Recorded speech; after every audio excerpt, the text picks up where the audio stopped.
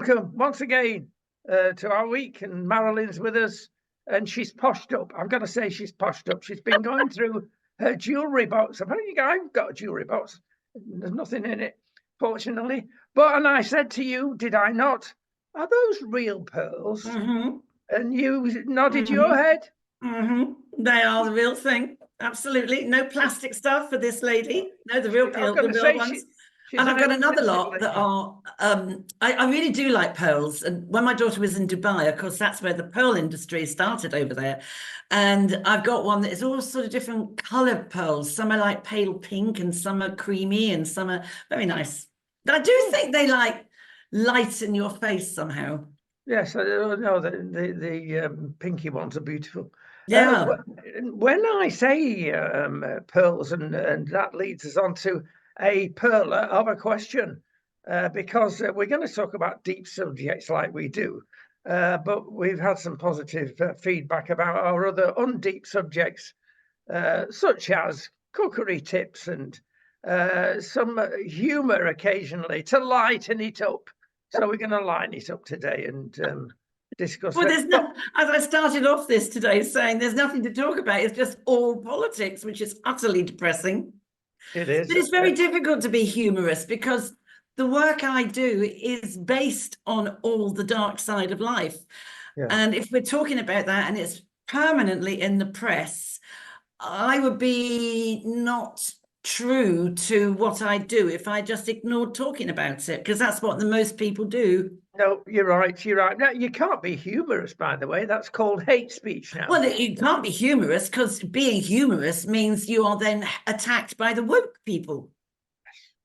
That's the thing. So you can't actually win, because my humor tends to be a bit like a funeral director's, you know what I mean? Because you have to have humor. But I don't know. It's just, you can't. It's very difficult to be funny anymore without you upset someone. Well, I'm gonna upset you now. Oh, really? Go on then. Item one,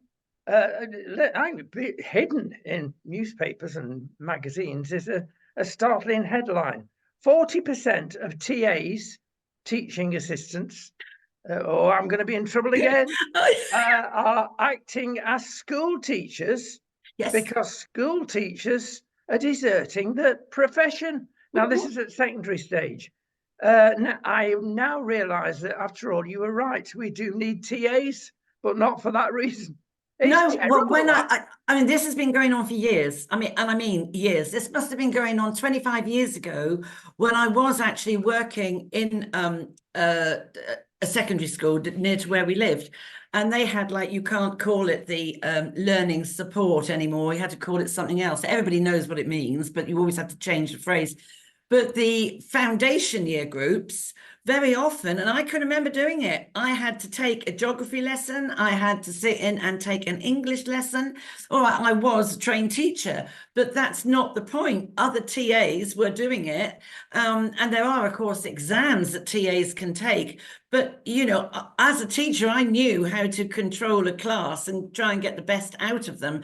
But these were very, very challenging children. And I mean, very challenging children. So some people who were doing one-to-one as a TA would have struggled in that situation. I mean, I've had chairs thrown at me and all sorts of stuff, and pencil cases, and, you know, they are a very challenging group of children in the foundation years. But yeah, no, that's been going on for yonks. Yes, and you've let the cat out of the bag there with what you just said, basically, because we all know why we need TAs, and it's down to discipline.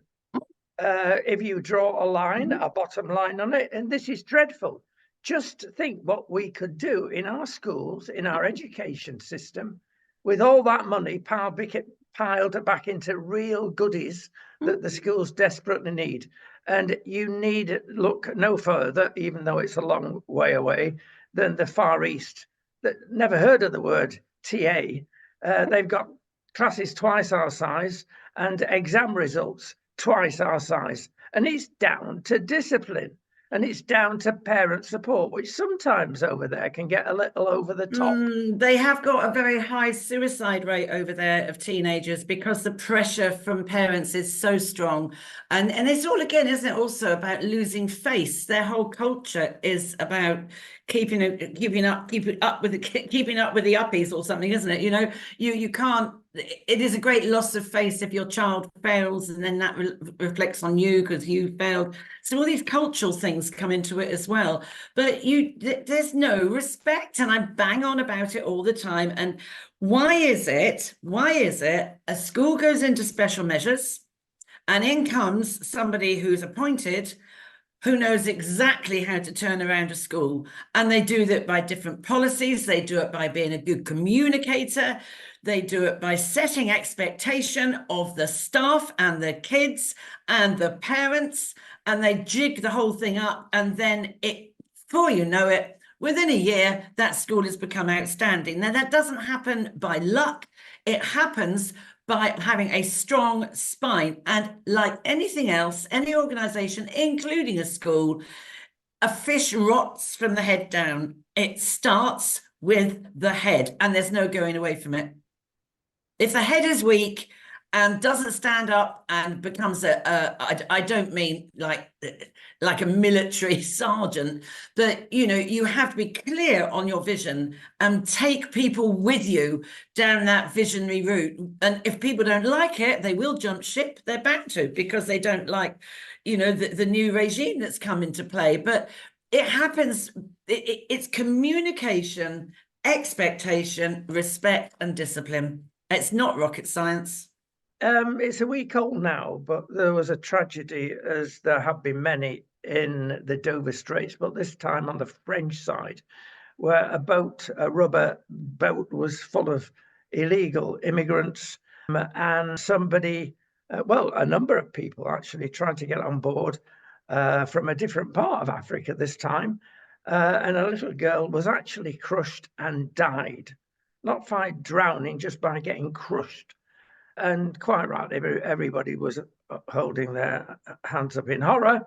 But when you drill down into what really happened, the BBC got hold of this, and it was headline news the following day.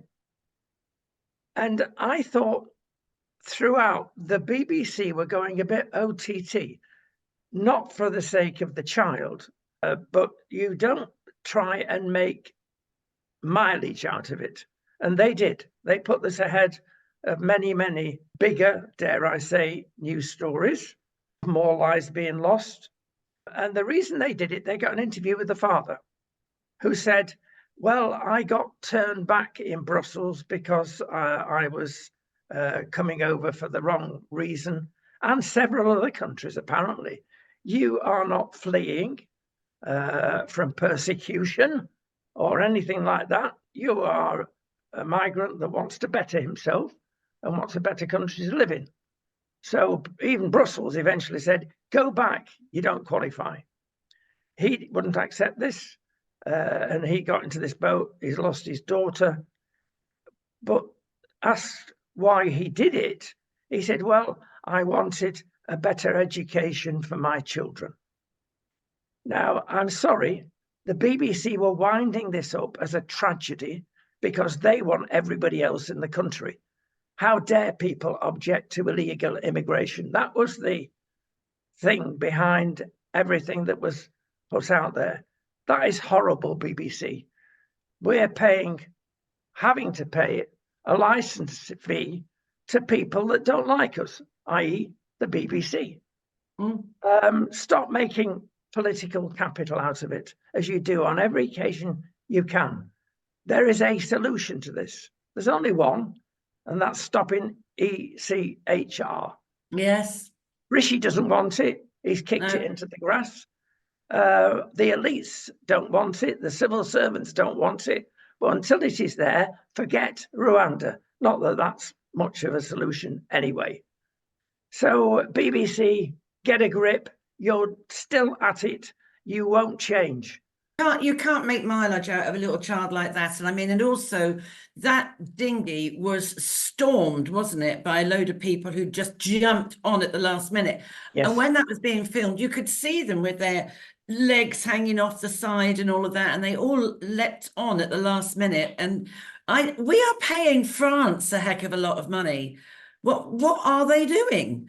I mean, why can't they, on their side, when they see a boat suddenly inflating, why can't they pierce it and not? We are paying them money, aren't we? I mean, well, yes, they'll get them back. What were they going to do? That's the bottom line. We paid all this money. It's a mockery. Of course, they don't want them back. I saw a French lady actually.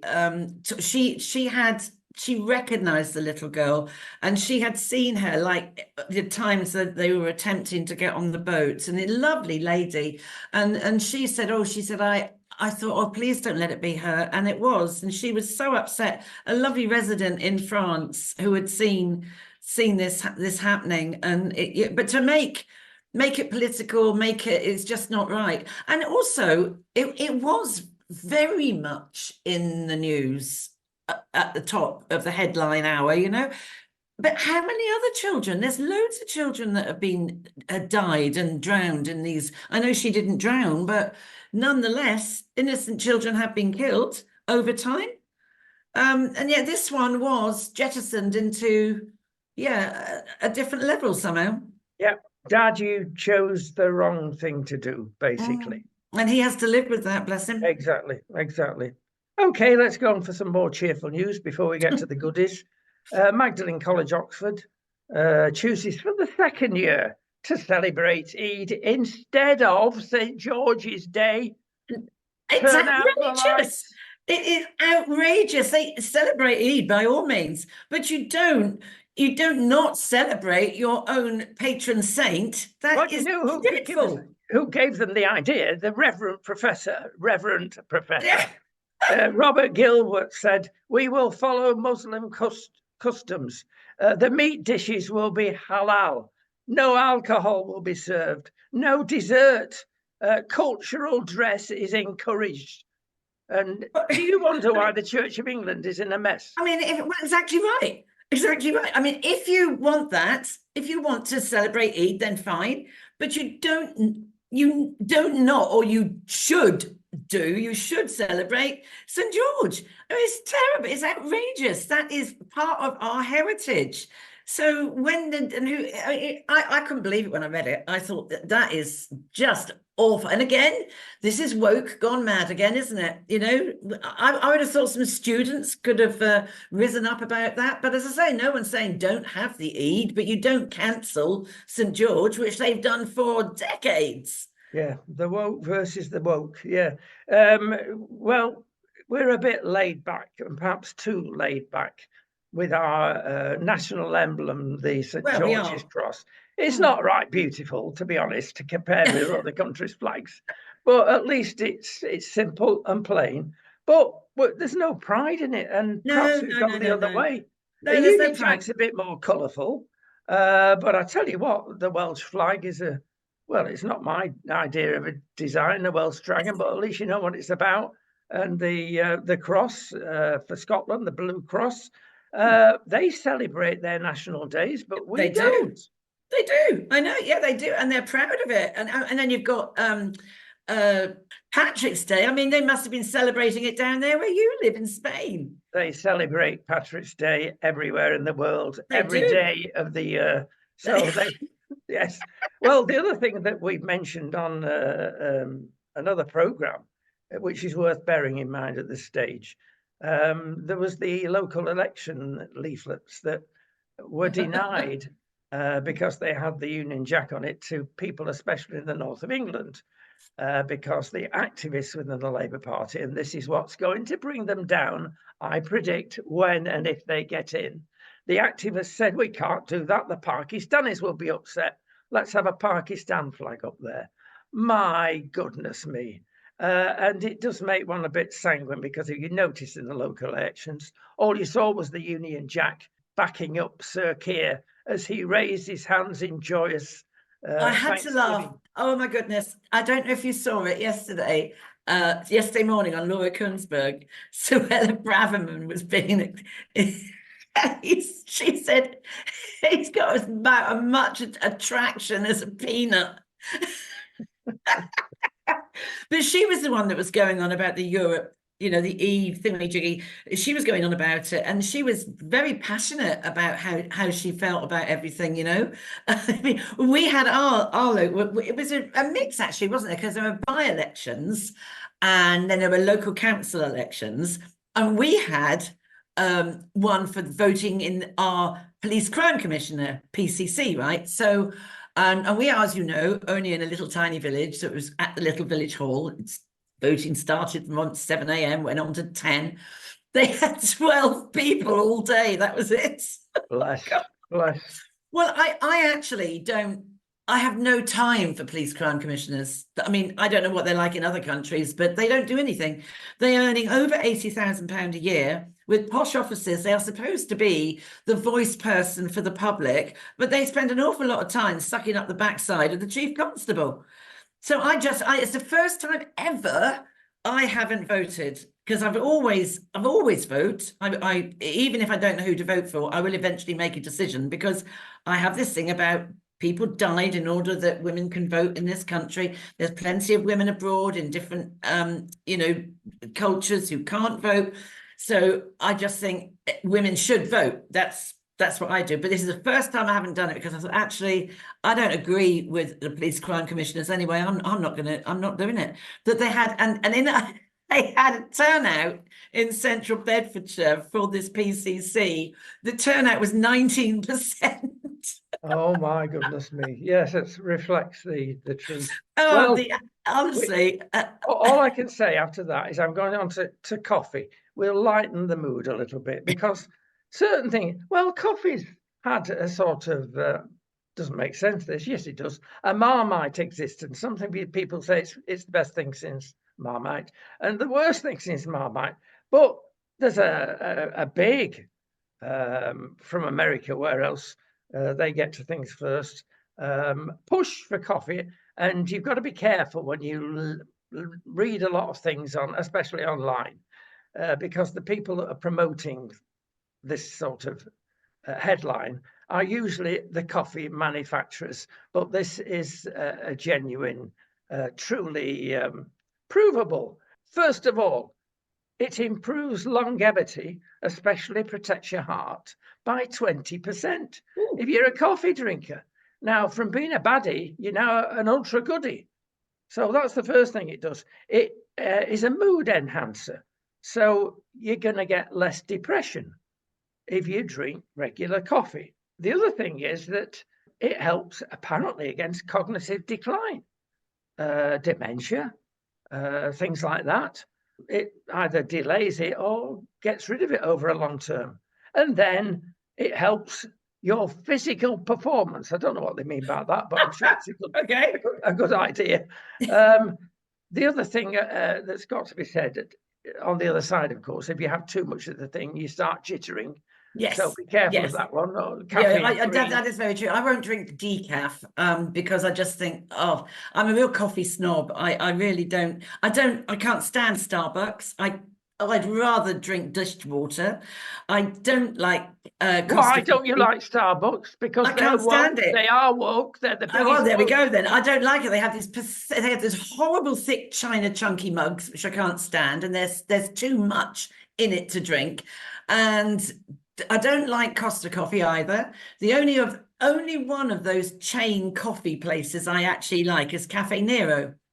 That's the only one I like, but I am a coffee snob, and I'm very fussy about. So, I mean, I would never in my life, I would never drink Nescafé or anything like that. I think it was it Costa? But now, don't take this the wrong way, guys. If it's not you, but everybody knows, except me, obviously.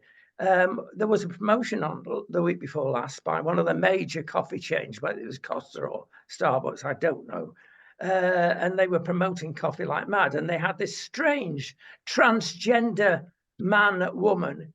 And you could actually see, after the operation of the removal of his or her breasts, you could see the scars. Now, how woke can you get, or should I say sick, I think I'd go around and throw up. Why would you think that was a good thing to do? I'll tell you something else. Now, if we're talking about food, can I just plug something here? Oh, yes, go My on. son, Depends what it my is. son bought me a present, and this very clever lady. Now, you might know this. It's Cardiff Mums. Have you heard of her? No. Right. Well, this lady, right? She during lockdown and stuff like that, she started going to Aldi. And all these recipes, she air fryers. I haven't got an air fryer. Slow cooker, £1 wonders. Friday night, £5 recipes. Oh, And that's she good. gets it. I mean, I'm sure Aldi have done but she's now produced this cookery book.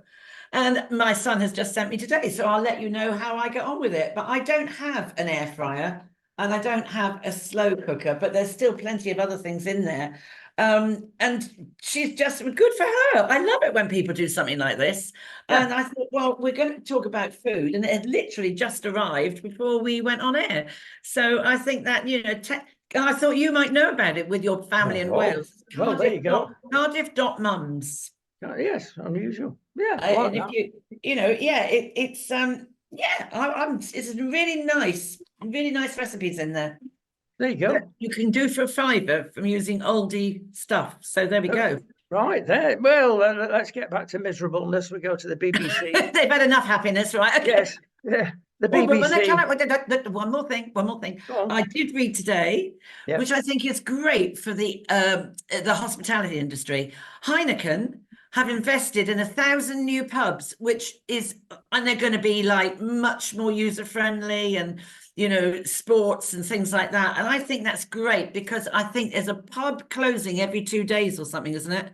Yeah, it's a community thing, like Wetherspoons. Yeah, I think it's I applaud that as well. Yeah, I do But too. I don't applaud that we have to go to a foreign firm to come and invest money in our own No, country. but that's but nonetheless they're doing it, and I think that's great. And they listed all the pubs as well, who's going to be redone over, and I think that's great because it's part of that's another thing, part of our culture. You can't reproduce it anywhere else in the world. Well done, Heineken, because I know. they're looking at the that's our happy news. News. It is, and they're looking at long-termism. They are. Unfortunately, we Brits have got a disease, and it's called short-termism. Else we'd have done it. So well done, Heineken. Right, back to the BBC. Look, this is a goodie for the BBC because they've done a lot of investigation about Whitefield School in Walthamstow down in London. And it's awful. I mean, it's a special school for unruly pupils. And boy, there's nothing like an unruly pupil. I mean, with an adult, you can get in there and try and sort them out, but you can't with children. I mean, we're talking about 12, 13-year-olds. A lot of them are in a very delicate state because they've had such a horrendous childhood. And one of the devices that they use is called a calming room.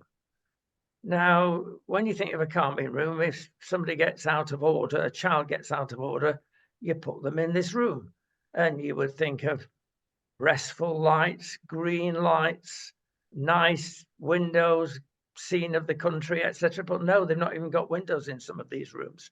They ain't got any furniture. It's like a cell. No, it's not as good as a cell because at least you've got a bed and various accoutrements in there. But they're left on the floor in their own urine, scrabbling about for hours for any crumbs on the floor, and they are physically assaulted. And the BBC have found out because they've got CCTV footage of this. Now, let's give the other side of the story. It's extraordinarily difficult to get and control a 12, 13, 14, 15-year-old child. I mean, some of them are huge. Yes, exactly. That has lost it. So, okay, we'll put that on one side. But there's no excuse for doing what's on CCTV footage. And the CPS have got this and are doing nothing about it. Oh, there we go. I wonder why. Was Sir Keir, I'm being naughty now, in charge at this time? You know, okay, CPS is there to filter things that are not going to be. It's the crumbling prosecution service, Rodney. Yes, it's a good name for it, that. They're doing nothing, even though they've got lots of evidence. But evidence and evidence are difficult sometimes in these circumstances. But again, nothing is being done. It's obvious. We've been speaking about this, Marilyn and I, for donkey's years. If you get people young people in the homes, the chances of them being abused sexually, physically are extraordinarily high. And because it's very difficult to get properly trained people who know, because now you can't use the word restraint, and there's been a lot of people who have restrained children where it's been almost dangerous. They could have throttled them or they could have choked them. So there's ways of doing it, and special courses and special certificates you need to get to be able to I don't know what the word is that they call it now, but, you know, restraint. It's an incredibly difficult area of work, and people will shy away from it. People will leave after 6 months, turn around as staff because it's exhausting. And so I've known people that have been taken on in these places where they haven't even had their DBS done properly. They haven't waited for the DBS to come through. And that is awful. True, it's only a piece of paper. It doesn't prove anything, but it might just pick up something or someone, you know, because these children are so vulnerable. Hello, who wants to work with the vulnerable children? You'll always find a creep that wants to do that, who will exploit that child for their own gratification. Yes. And that's the risk you're taking when you don't do the due diligence properly and the proper cares and balances. That's what happens. And it's outrageous. Yeah, as investigations are continuing, let's hope they continue in the right direction, and people that are culpable. But it always ends up being hot air, doesn't it? I mean, there's not one government in 23 years I have done my job that I can honestly fly the flag and say, yep, you got it right. No one gives a damn. Young life is cheap. It's disposable, you know. Another child is killed at the hands of their parents. And the important thing, it doesn't get you re-elected. No. Right, let's move on. I've got a question for you. Based on the statement that the NHS at last says sex is a biological fact. What? Really? They've held Cass again. They've held their hands up. Oh, she's probably right. Tell me, Marilyn, the question is, why did it take donkey's years for them as medics who look at bodies, cut them up and dissect them? You tell me. But every day in a maternity ward, you've got a little boy, mummy, or you've got a little girl, mummy. You know. No, don't mention maternity wards, because you got chest feeders in there. You got chest. That's right. You can't call it. No, you can't. It's ridiculous. You can't call it breastfeeding anymore. It's chest feeding, which I find insulting, quite honestly, because this is taking away your femininity. You know.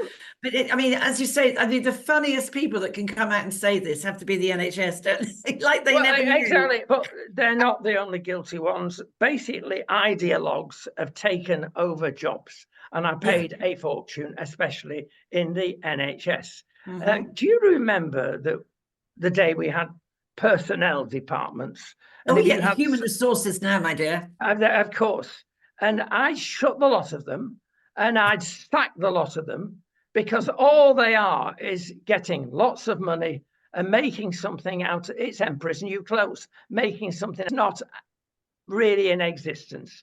They are shocking. They're their own community, and the decisions they make, handing out books, what you can say, what's your personal pronoun of the week. I know. It is a nonsense. Get rid of HR, bring back personnel departments. Personnel says, if you've got a problem, please come to see me. And we'll sort it out for you. Nothing more, nothing less. We don't want all the rest of the rubbish.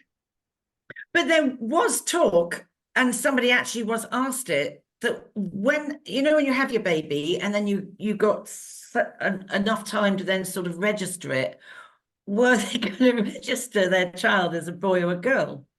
Now that can't be right. No. But if it's come to that, you know, that was I was told that about 6 months ago. I am hoping that the very heavy cruise liner is beginning to turn. I am hoping that the narrative is changing. I think There the are more we signs. can damn Stonewall, Mm. and the more we can talk about the ideology and the awfulness of it, and it is abusive, and you know, the more we can drum it up there for people to keep it in the headlines, I think that is the way. That's where the media is good, you see. The media needs to trash this because it is causing little minds and young teenage minds to be so disturbed that, you know, it's just not a natural process during your growing up and developing years. More stats for you. 1 in 10 schools ban smartphones. Only 1 in 10. Now, it's not quite fair because they ban them completely. You've got to put them in a cupboard when you walk in there as children. Some have partial bans, and so many, depends on the head teacher.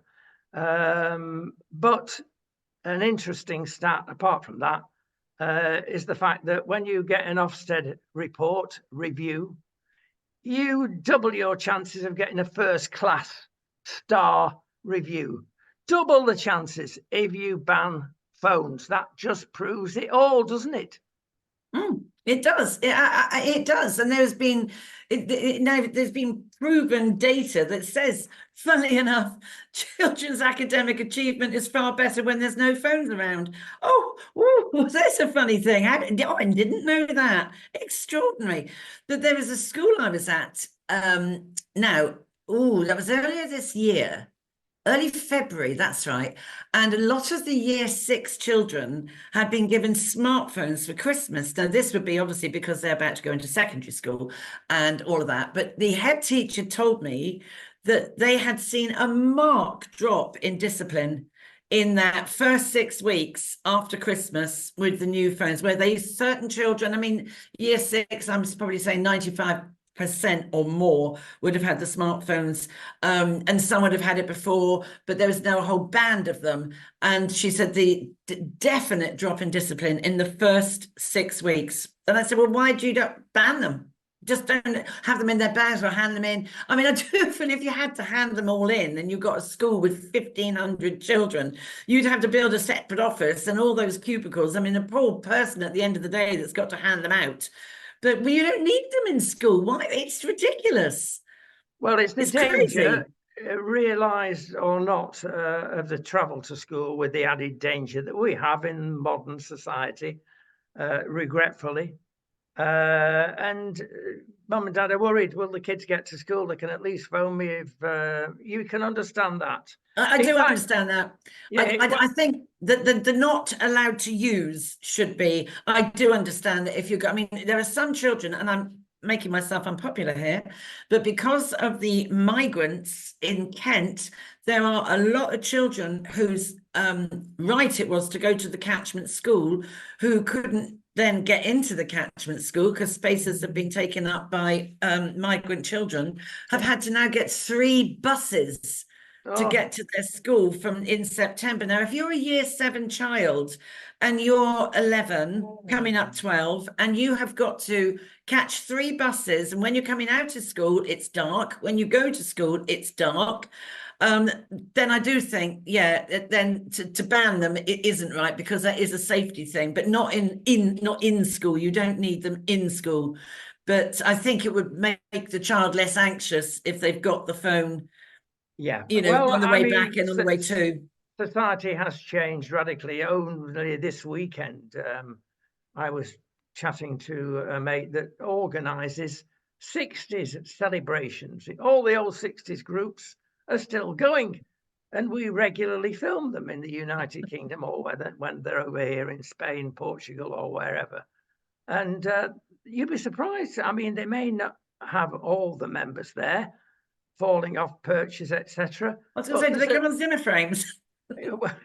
Yes, there's usually 1 or 2 of them that are there, and it's the originals. It's not a copycat thing, and it's good stuff. But how has that been affected? Well, COVID's affected of that, Yeah. of course, because 2,000 grannies in one room looking at 60s music are going to catch something, aren't they? So everybody was waiting for the COVID to go, which is largely gone. And things have improved, but not to the extent as you think, because come 10:30, when they let you out of the theatre, nobody wants to be in a town at that time of night. And so, bless them, the grannies are not going to theatre. Yeah, I think that's true. For a long time, actually, if I go into the West End, before COVID, I haven't been in since actually, but I would always choose a matinee, because some of the ones like Les Miserables, it ends quite late, and you're on the tubes really late at night, and then you've got to get your own train. And I always choose matinee now. I would not do evening time. But it's interesting with it's the pubs Sadiq because Khan, who's got the third term. Don't blame Sadiq. It's not his fault. It's the people who voted for him. True. And who was that, would you think? I mean, oh dear, it's going to be very interesting, isn't it? When you look at the election, all the elections, the local ones, the by-elections, all that stuff that happened last week, the top turnout was only 30%. So when you have a general election, it's nearly always 70%. So who was in the missing 40%? I mean, like round where we were for the Police Crime Commissioner, I mean, 19%. These poor people that had 12 people in all day. Well, I don't think, unless there's a radical event, that the people are going to do what you did and not turn up. And I, for one, who have been the major critics always of people not turning up to vote, what do you expect if you don't vote? I, for one, will understand. Right. I will understand. Yeah, I for a general election or a council election or your MP by-election, I vote. But this is, as I say, the first time I didn't. Because I just don't agree with police crime commissioners, and they're a waste of space. Well, and there's better things they could spend the money on. Translate that to the national event, and we've been interviewing a leader of a party who's actually doorstepped so many doorsteps, and that's the key thing. People are apathetic. They don't even want, because who can we vote for? Well, I think that's it. It's going to be really interesting. I mean, as you say, someone's got to really pull a rabbit out of the bag to make people go, because it is. I mean, people have just become fed up with all of them. I mean, I really do think that, and I think there's across this. I don't think people feel they can trust anyone. There's no leaders. There's nothing really significant happening that's going to feel there's of any benefit. Well, there's I don't know. I don't trust Keir Starmer. I don't trust him at all. Well, I mean, if you like peanuts, you might look at him and think. Yeah, but there's no one else who is sat there out in the wings. I mean, you can't change a leadership now. It's too late. I could mention Boris, who should not have been sacked in the first place. I could mention Farage, but they're both keeping their heads down because they don't know why, and they're not going to put their proverbial head in a noose at this stage before they see what's going to happen. Did you see Boris was turned away, didn't he? Because he didn't have his ID with him. He's pretty. Well, that's why people love him. But it is extraordinary. He is like Marmite. People love him or they hate him. I mean, Roger said to me the other day, he said, if he had stayed, I do not believe we'd be in the mess we're in. No, I think I understand. But then he lies. He's a liar. Well, you give me a politician that doesn't marry. Oh, that's true. But he is full of a lot of BS, isn't he? Well, yes, especially the B, one must say. Right, we're going to talk and lighten the conversation once again and say to people who reach the age of 85, how have you done it? Now, we covered the 102-year-old guy that has fish and chips every Friday. What a gentleman. Yes, I support that for whatever reason. But how do you get to 85? It's a good age. Well, they've discovered it's nothing to do with diet or even the way you live. Now, that's a broad stroke. Of course, it has. But the biggest factor is actually what they quote as a meaningful, warm relationship. Now, there are so many relationships breaking down these days, and it's not the COVID that's reduced longevity, but longevity is not as long as it was pre-COVID. Are more people breaking up from their marriages? I wonder. Are people, and it's been known for decades that if you're single, you do not live quite as long as that's married couple. Yeah, that stat's been around for a long time, hasn't it? I mean, I do think if you've got a good relationship, then because I can see some of my friends who are on their own for whatever reason at my age now, it's quite scary, you know, if you're taken ill in the night, if you've got COVID, you've got no one to look after. And even if you've got like an emotional problem, or a heart aching problem, you're sat there in your own four walls. You haven't really got anyone like at 3 a.m. you can wake up and talk to. I do think there's a lot of isolation and loneliness, and that in turn does cause problem with your autoimmune system. Yes, I think there's also a lot of luck in how long you live. I think there is like longevity in families. You get like cancer will go through families or whatever. Stress causes cancer, all sorts of other diseases. But I mean, a lot of adverse childhood experiences, if you haven't unraveled it, then do produce heart disease, kidney disease, blood pressure, diabetes, you name it. And that's why if I would want to put a plug in here for a very good book, if you have had trauma in your life, as an adult now and you haven't dealt with it, there's a very good book. I would get the audio version off Amazon because I challenge anyone to be able to read the print. It's The Body Keeps the Score by Bessel van der Kolk. And I would get the audio version off Amazon and even get the book to try and follow it. But it has sorted and helped so many people in trauma. It's a brilliant book. But if you're carrying trauma and from your childhood that you've never dealt with, then that can come and will probably come and bite you in the bum later. Yeah, another interesting study from Essex University.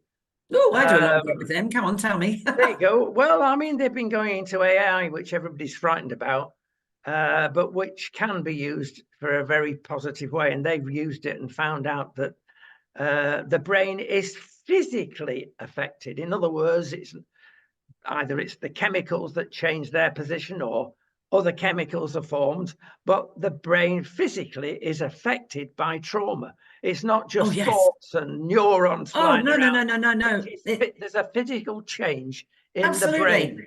And the main thing here in talking through and treating people is to get them out of their bad emotions, which can lead to bad decision making and bad relationship choices. There's all sorts of things flying around, of course, on this.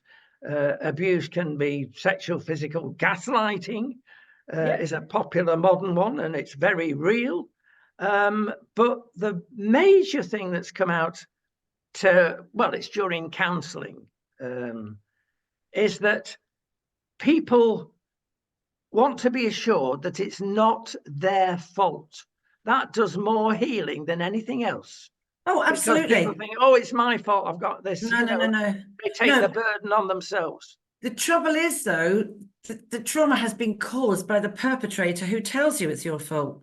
So if you're in a gaslighting, coercive control, domestic abuse situation, you're told it's your fault. I wouldn't be behaving like this if it wasn't for you. And when you're a child and you're being sexually abused or whatever, you know, it's your fault because you're so pretty, you're so sweet, you're so attractive. It's your fault. Anybody, and then the trauma comes. And what I want to show you, here's a baby's brain, right? Here's a baby's brain. Now, with trauma, so our brains are developing until we're 25. And any cortisol is dangerous. Cortisol through trauma spikes, it breaks healthy brain cells, it disturbs neural pathways and breaks them, and it changes the landscape of the brain. And there you have it. So how is that child going to go into school and act and behave in a structured, expected way? So we are looking at the children, and this is where it all goes back to my early years thing. The child that is in your reception class or even in your nursery who is not, I'm not going to say normal, because what's normal is not behaving in a way you would expect and is extreme, either uber regressed or uber expressive, shall we say. This is the root of it. If you don't unpack it in the early years, that's it. And if you haven't looked at it and your brain is at 25, 35, 45 years old and it's still like this, your life is going to be impacted by it. But if you get trauma therapy and you understand that it isn't, I always say, not my shame, not my blame. It's not you, it's the perpetrator who saw you coming, whatever it is that's come at you. And, you know, and that's what you suffer from. And I think that's quite true. And I think when people tell their mother about anything that's happened as well, if the mother doesn't believe them, that causes, it's trauma on trauma. You know, it's you've got to be very careful when you are dealing with people who are in trauma, what you are saying. Are you going to re-traumatize them? Because that is so easy to do. Just simply saying to somebody, oh, I understand. Do you? You've been there. Yeah. Fortunately, like the computer world, we rely on workarounds in so many cases because it just doesn't work, the computer, as it should do. So you go for a workaround, and that can be done with the human brain by identifying the triggers, as an example. And addressing the fearful thoughts that way. And it goes back, of course, to the old Jesuit saying, give me a child till he's 7 and he's mine forever. So the early years are vital. The early years are so, they're vital, they're critical, they're crucial. And then, as I say again, you know, a baby that's had a very bad year, first year with its parents or something, that baby, the empathy is formed in the first 12 months. If you haven't got empathy, then you're in trouble going through life. You're not going to just acquire it when you're 5. No, indeed. Right, we've got to move on. We're running out of time. My goodness me. Well, another saddie. Drinking and vaping in Britain and the rest of the world seems to have decreased, except it appears with a certain group, mainly girls. And their lifestyle is to increase by 20% the amount that they drink. That's phenomenal. But even worse, it's been calculated because of inflation and other higher price things. They're not buying booze to get that high. They're going for marijuana. It's cheaper and gives a similar feeling. Now, unfortunately, a lot of our misguided lefty progressive press and television are not exactly standing out and saying, don't be stupid, because you are stupid. If you think booze is bad for you, don't try marijuana, please. It's too strong these days. Not that it was any good, ever any good. It's a gateway drug. It's got serious psychotic effects, and people are doing it in groups because they want their fellowship. They've had it with drinking. It's too expensive. My son is 43, right? And we were being told this when he was 12 years old by the Thames Valley Drugs Police Department, who spoke to all the parents. That's when parents turned up for meetings, you know. And he was saying then, even then, some 43, so he was saying, you're going back 40 years. No, you're not. You're going back 30 years. That's right. Do your maths, Marilyn. You're going back 30 years where the thing was, we were advised, look at your child's circle of friends. Who is the weak one? Who is the one that is the first one that's going to break free for a new experience? Make your child aware. You might not know who it is, but see if they can work out of their social group, who is the first one that is likely to be misled. And from that, say they may start with marijuana, right? And the other group are okay for a while, but one has escaped. Now, it's not long before he or she is in this other group. Then there's another one in that group that's now going to try heroin. So that person escapes. And so it goes on. And that is exactly as it happens. But what the kids don't realize is the cannabis and the marijuana that young kids can afford will often have in it sand or flour to make up the weight. It's also, some of it has got cacophylline in it. If you take, if you drink and you get drunk with cacophylline in it, it can kill you. You won't know it's in it. And some of it has got very poor heroin in it as well. You don't know what you're getting. And you can't afford the pure stuff. But the thing that the kids are using quite a lot of now is ketamine. So you can go into your local farm shop, or whatever food, farm supply. You can buy ketamine as a horse tranquilizer, and that is also causing all sorts of similar things. And what it is also causing is incontinence. So we have got several very young teenagers who we know of who are incontinent because it's relaxed the muscles, and now they're wearing nappies. The ketamine has ruined their bladder muscles. Okay, the warning is out there. Oh, a little bird has whispered to me that you've asked the question, why does first class post take 4 days to arrive? Oh, well, you're quite right, because they're all in the Independent Post Office inquiry. That is the funniest thing. It is, honestly, it is such good television.